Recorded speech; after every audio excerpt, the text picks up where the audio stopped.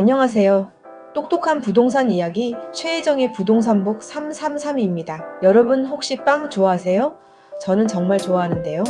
오늘 우리는 빵 이야기부터 시작해서 우리 삶과 너무나 밀접한 돈 이야기, 그리고 최종적으로는 부동산 이야기까지 한번 연결해 보려 합니다. 썩지 않는 돈, 그리고 자본주의의 모순.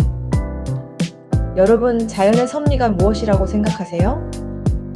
모든 것은 태어나서 자라고 언젠가는 흙으로 돌아가는 것, 즉 부패하고 순환하는 것이죠.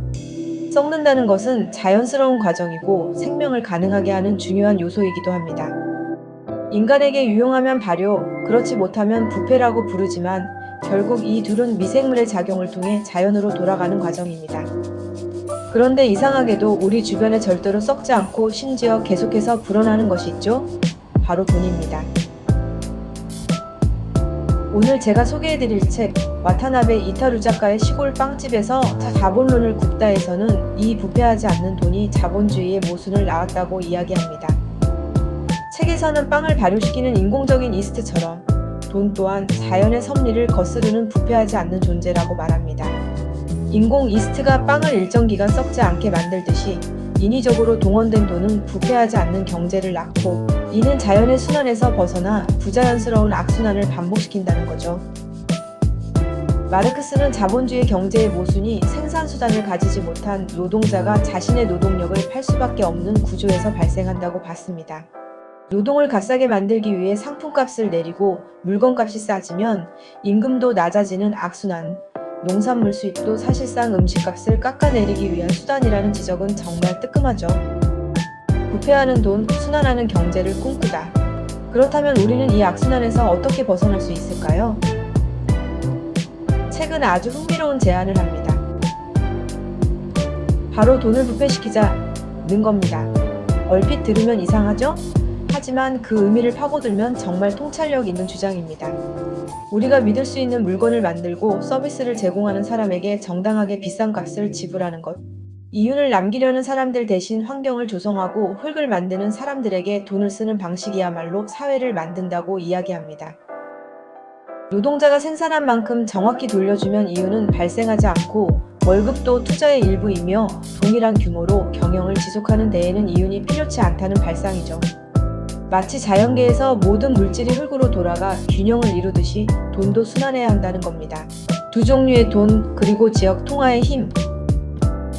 이 책은 세계 경제가 통화술책으로 거품 경제와 서브프라임 같은 부작용을 낳았다고 분석하면서 그 부작용을 없애기 위해 돈을 부패시키자고 주장합니다.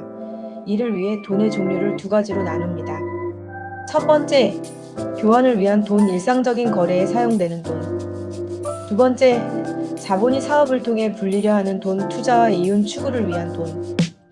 책은 전혀 다른 이 두 종류의 돈의 동일한 법정 통화원, 달러 등과 사용되기 때문에 경제와 삶이 혼란을 겪는다고 지적하며 이 둘을 분리하자고 제안합니다. 특히 교환을 위한 돈은 특정 지역에서만 쓸 수 있는 지역 통화를 쓰자고 강조합니다. 지역 통화를 사용하면 어떤 일이 벌어질까요?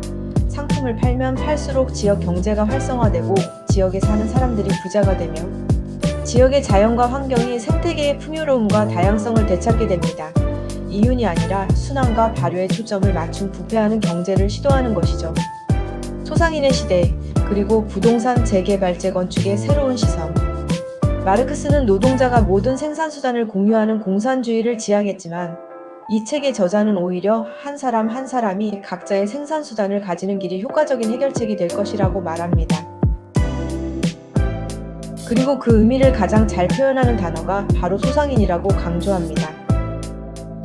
놀랍게도 마르크스 역시 자본론에서 노동자가 자신의 생산수단을 사적으로 소유하는 것이 소경영의 기초이며, 소경영은 사회적 생산과 노동자 자신의 자유로운 개성을 발전시키기 위한 하나의 필요 조건이다라고 언급하며 일하는 사람의 개성과 잠재 능력이 훈련되는 소상인의 가능성을 높이 평가했다고 합니다. 지금이 바로 소상인의 시대가 아닐까요? 규모가 작아도 충분히 돌아갈 수 있는 환경이 인터넷과 소셜미디어를 통해 만들어졌기 때문입니다. 정보의 수집과 발신이 자유로워진 이 시대는 소상인에게 엄청난 무기가 됩니다.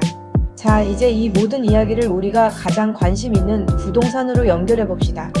특히 특히 재개발, 재건축 사업과 이 지역 경제 소상인의 개념을 어떻게 연결할 수 있을까요? 대기업이라는 자본가가 주도하는 사업이 아닌 자기 땅에 자기 집을 짓는 정비사업, 재개발, 재건축 사업은 어떨까요? 이 책에서 말하는 부패하는 돈의 원리, 지역 통화의 개념, 그리고 소상인의 정신을 재개발, 재건축에 적용한다면 어떻게 될까요? 생각해보세요. 대기업이라는 자본가가 아니라 지역 주민이 개발 사업의 주체가 되는 겁니다.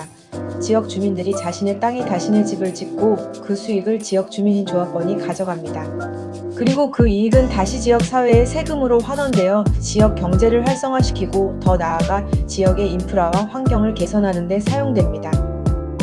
이것이 바로 제가 부동산 333시간에서 여러분과 함께 고민하고 싶은 방향입니다.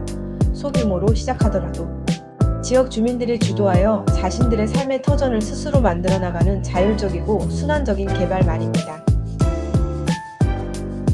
이는 단순히 건물을 짓는 것을 넘어 지역 공동체를 강화하고 지역 자본이 외부로 유출되지 않고 순환하며 궁극적으로는 우리 모두의 삶을 더욱 온화하고 즐겁게 만들어줄 수 있지 않을까요? 부패하지 않는 돈이 낳은 자본주의의 모순을 인식하고 부패하는 돈, 즉 순환하는 돈의 가치를 재발견하는 것, 그리고 이를 지역 경제와 소상인, 나아가 우리 부동산 개발 방식에도 적용하는 것, 이 모든 것이 부동산 333시간에서 여러분과 함께 그려나갈 미래입니다. 오늘 이야기는 어떠셨나요? 썩지 않는 돈과 썩는 돈, 그리고 우리 삶의 터전인 부동산까지 깊이 생각할 거리가 많죠? 다음 최혜정의 부동산북 333도 기대해주세요. 구독과 좋아요, 알림 설정 잊지 마시고요. 감사합니다.